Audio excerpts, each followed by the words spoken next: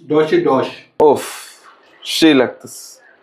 মাশাল্লাহ, আলহামদুলিল্লাহ, আলহামদুলিল্লাহ। আসসালামু আলাইকুম এভরিওয়ান, আশা করি সবাই ভালো আছেন। আমি মাশরুকুল মৃদুল আপনাদের সামনে নতুন একটা ভিডিও নিয়ে এসেছি। আজকেও আমি একটা খাবার রান্না করব, সেটা হচ্ছে গরুর মাংসের শাহী কোরমা। আশা করি সবাই ভালো লাগবে। পুরো ভিডিওটা কি করতেছি না করতেছি সবাইকে শেয়ার করব, সবাইকে দেখাবো। তাহলে চলেন শুরু করা যাক। আমরা প্রথমে হচ্ছে গরুর মাংস নিলাম প্রায় 1.5 কেজির মতো। এখানে হাড্ডি এবং মাংস দুইটাই আছে। কোরমা রান্না করার জন্য সাধারণত হচ্ছে সলিড গরুর মাংস নেওয়া হয়, কিন্তু আমরা হাড্ডি সহ নিছি, কারণ হাড্ডি খাইতে আমাদের বাসার সবারই ভালো লাগে। দেন হচ্ছে আমরা টক দই নিছি অল্প করে। দেন আদা রসুন এবং হচ্ছে জয়ফল জয়ত্রী কাবাব চিনি এবং হচ্ছে শাহি জিরা, এই মশলাটা হচ্ছে সবগুলা কম্বাইন্ড করে আম্মু হচ্ছে ব্লেন্ড করে রাখছে। দেন হচ্ছে বেরেস্তা করার জন্য হচ্ছে পেঁয়াজ, তারপর হচ্ছে আহ, পেঁয়াজের পেঁয়াজ মরিচ আর হচ্ছে আপনার কি বলে বাদামের ব্লেন্ড করা আছে এখানে। আর এইখানে হচ্ছে আস্তা মশলা, দারুচিনি, তারপরে তেজপাতা, আর দুইটা কি আম্মু? লং, এলাচ। লং আর এলাচ। দারুচিনি, তেজপাতা, লং আর এলাচ। আমরা হচ্ছে এখন মাংসটা ম্যারিনেশন করে রাখবো। প্রথমে দিচ্ছি আমরা হচ্ছে রসুন বাটা,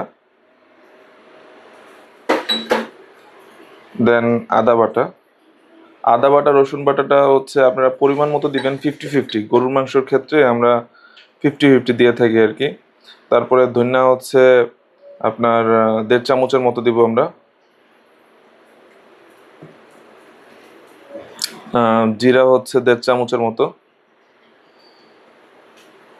আর মরিচের গুঁড়া দিব হচ্ছে 1 চামচের মতো।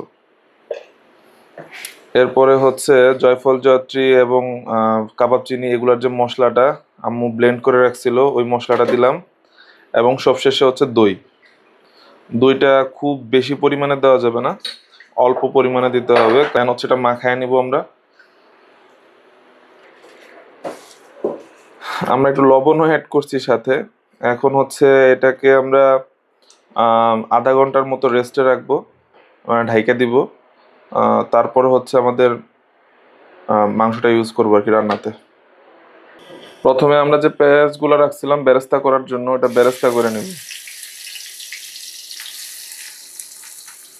পেঁয়াজগুলো সব একই সাইজে কাটলে দেখা যায় বেরেস্তাটা অনেক সুন্দর হয়।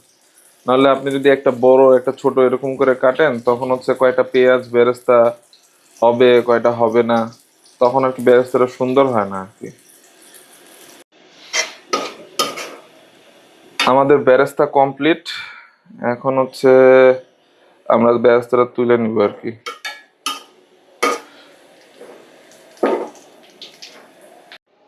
এখন হচ্ছে আমরা যে বেরেস্তা করতেছিলাম ওইখানে হালকা বেরেস্তা রেখে সাথে হচ্ছে ওই যে আমাদের আস্তা যে মশলাগুলো ছিল সেগুলো দিলাম, এবং সাথে গরুর মাংসটাও দিয়ে দিব এখন।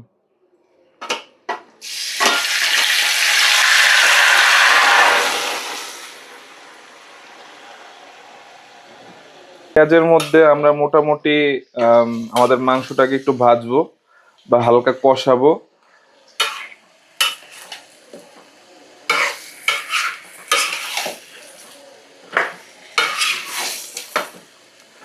যখন মোটামুটি একটু কষানো হয়ে যাবে, দেন হচ্ছে আমরা আমাদের যে পেঁয়াজ মরিচ বাটা ছিল এবং হচ্ছে বাদাম বাটা ছিল ওইটা দিব আর কি। এখন 5 থেকে 10 মিনিট হচ্ছে এটা একটু কষাবো আর কি, ভাজা ভাজা করব। আমাদের মাংস থেকে মোটামুটি পানি ছাড়ছে, আমরা কিন্তু কোনো পানি অ্যাড করিনি, তো মোটামুটি মাংসই পানি ছাড়ছে কিছু। আমরা 5 মিনিট অলরেডি কষায় ফেলছি, পানি ছাড়ছে। এখন হচ্ছে আমরা আমাদের পেঁয়াজ বাটা মরিচ বাটা আর হচ্ছে বাদাম বাটাটা দিয়ে দিচ্ছি। বাদাম বাটা আপনারা যে কোনোটা ইউজ করতে পারেন, চীনা বাদাম, তারপর হচ্ছে আর কি কি বাদাম আছে না এখন মনে আসছে, যে কাঠবাদাম, ওগুলা হচ্ছে আপনারা ইউজ করতে পারেন এটার মধ্যে। এখন আমরা যে চীনা বাদাম দিলাম, এই বাটাগুলা দিলাম, এটা দিয়ে হচ্ছে মাংসটারে আমরা 60% কুক করে ফেলবো, মানে হচ্ছে কষায় ফেলবো আর কি, এবার ভালো মতো কষাবো। মিনিমাম 20 থেকে 25 মিনিটস হচ্ছে আমরা এখন কষাবো এই জিনিসটাকে। আমাদের মাংস কষানো শেষ, প্রায় 25 মিনিট পরে এখন হচ্ছে আমরা দুধ দিয়ে দিব এটার মধ্যে। আম্মু দুধ অ্যাড করতেছে, ভালো পরিমাণে দুধ অ্যাড করছে। আর হচ্ছে আমরা যে বেরেস্তাটা প্রথমে করে রাখছিলাম সেই বেরেস্তাটা অর্ধেক পরিমাণে হচ্ছে অ্যাড করব।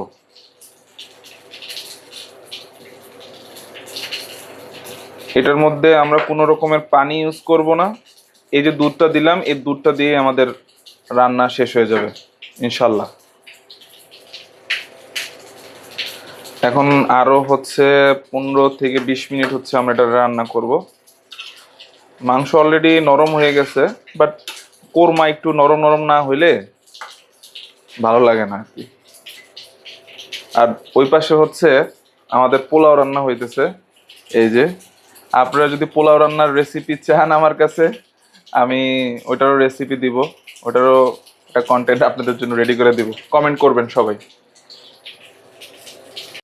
আমাদের রান্না মোটামুটি 95% ডান। এখন হচ্ছে আমরা লাস্ট কাঁচামরিচ অ্যাড করব, কয়টা আস্ত কাঁচামরিচ। দেন হচ্ছে হালকা চিনি, মানে কোরমা একটু মিষ্টি মিষ্টি না হলে ভালো লাগে না, হালকা চিনি অ্যাড করব।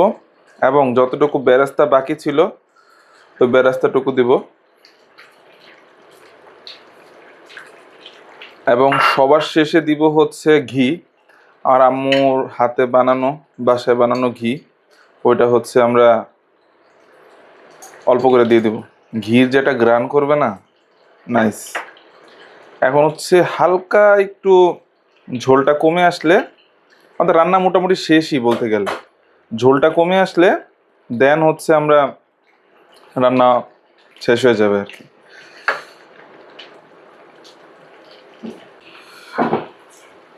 মোটামুটি রান্না হয়ে গেছে, ঝোল কমাবে না আম্মু বলতেছে, এতটুকুই ডান। দেখেন কালারটা কি জোস আসছে, ওফ সেই লাগতেছে।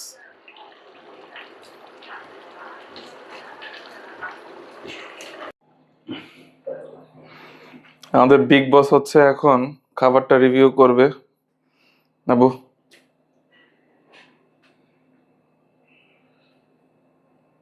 বিসমিল্লাহ। কেমন হয়েছে? খুব ভালো, রান্নার মান খুবই ভালো, মাংস দিয়ে। পূর্বের চাইতে আরো বেশি স্বাদ হয়েছে। পূর্বের চাইতে হ্যাঁ,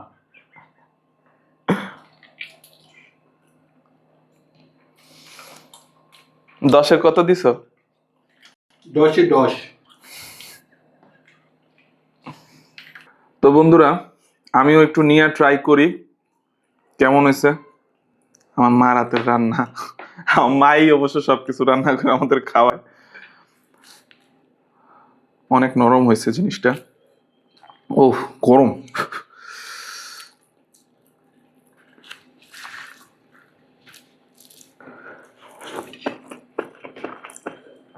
মাশাল্লাহ, আলহামদুলিল্লাহ, আলহামদুলিল্লাহ, অনেক টেস্ট হয়েছে। আর আম্মু যে পোলাও রান্না করে, এই পোলাও হচ্ছে one of the best pulao. মানে এই পোলাও আসলে আমি কোথাও খাইছি কিনা আমার মনে পড়ে না। সব সময় প্রতিদিন আমি যখন পোলাওটা রান্না করে আম্মু, তখন বলি one of the best pulao. আপনারা যদি এটার রেসিপিটাও দেখতে চান তাহলে হচ্ছে কমেন্ট করবেন। আজকে যে গরুর শাহী কোরমা রান্না করা হয়েছে, এটা 10-এ 10। আপনারা যদি এইভাবে রান্না করে খান, আমি মনে করি হচ্ছে একটা ভালো খাবার খাইতে পারবেন। আর এই তো, এই পর্যন্তই। আশা করি আপনাদের আমার ভিডিওটা ভালো লাগছে, এবং আমার পেজটা আপনারা ফলো দিয়ে রাখবেন, মার্ক ব্রো। এবং হচ্ছে ইনস্টাগ্রাম আইডি আছে মার্ক ব্রো নামে, সেটা হচ্ছে ফলো করে রাখবেন। এবং ইউটিউবে একটা চ্যানেল আছে মাস্টারকুল মৃদুল নামে, সেটা সাবস্ক্রাইব করে রাখবেন। ভালো থাকবেন সবাই, আসসালামু আলাইকুম।